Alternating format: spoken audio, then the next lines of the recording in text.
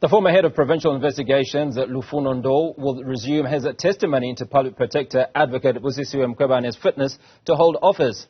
Athi Mtongana is in Cape Town and joins us now. Athi, good morning. Just give us a recap of what we know from yesterday.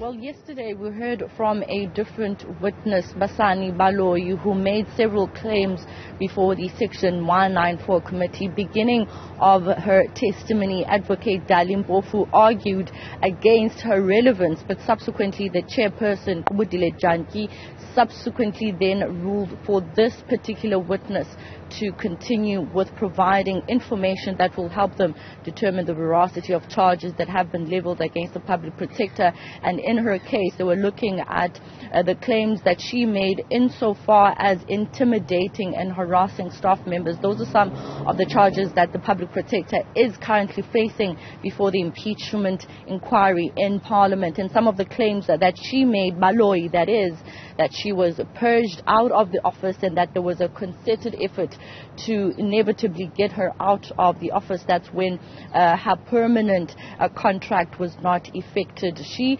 mentioned how the CEO delivered the letter to her and how she met the public protector, Advocate Busisiwe Mkhwebane, on the hallway, where she raised her voice in her words, because at that point she was quite upset about why they had let her go in the office of the public protector with barely even finishing a year within the office as the COO. After receiving that letter then from the former CEO, Vusi Mahlangu, she bumped into the public protector in the hallway, and as I said, she raised her voice in frustration of the news that she received. They subsequently went into another room where they had a discussion about this particular letter which she was given by Vusi Mahlangu, and the public protector then advised her and even added a note onto that letter where she said if she wants to, she can actually appeal the decision. And then you also had Advocate Dalimpofu saying that this particular witness was actually lying under oath, and in several instances Advocate Dalimpofu struggled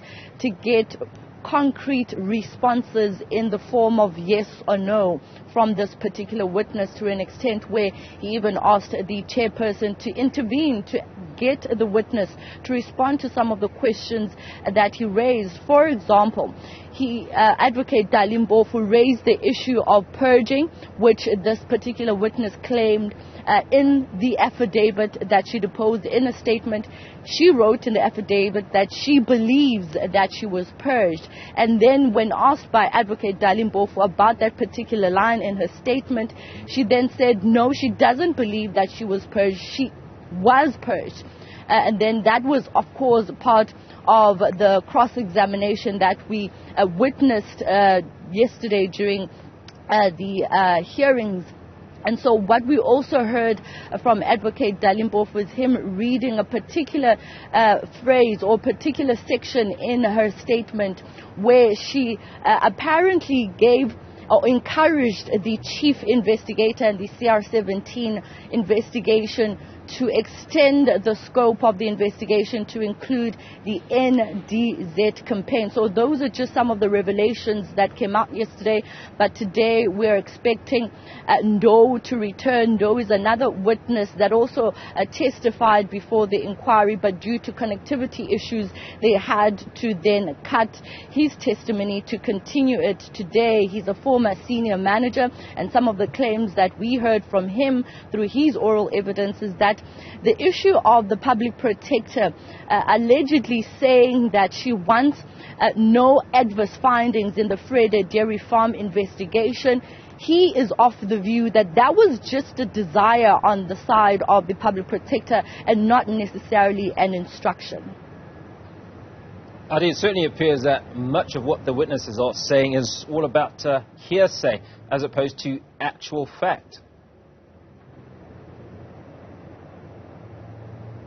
Well, the purpose of this inquiry is to actually look at the veracity of the charges that have been leveled against the public protector. Of course, you may know, at the back of the independent panel finding prima facie evidence of incompetence against the public protector. And so in essence, every witness that is going to be testifying and that has testified, they are giving their version, their side of the story. And most of them are people that have worked in the office of the public protector. They have been assisted by the evidence leaders to compile their affidavits, which they are providing as information that will assist the MPs to look at whether the National Assembly should move to remove the public protector from office. This particular inquiry or this committee is not one that is actually looking at a guilty version, a verdict or not against the public protector. What they're doing is collecting information to weigh it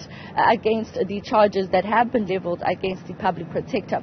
So on the other hand, you have Advocate Dalimpofu saying that many of these witnesses are not telling the truth.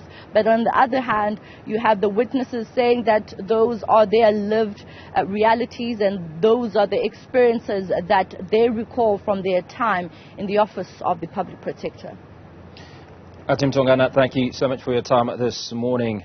She's coming to us from Cape Town, ahead of provincial investigations. Lufuno Ndou will resume his testimony into the public protector Advocate Busisiwe Mkhwebane's fitness to hold office.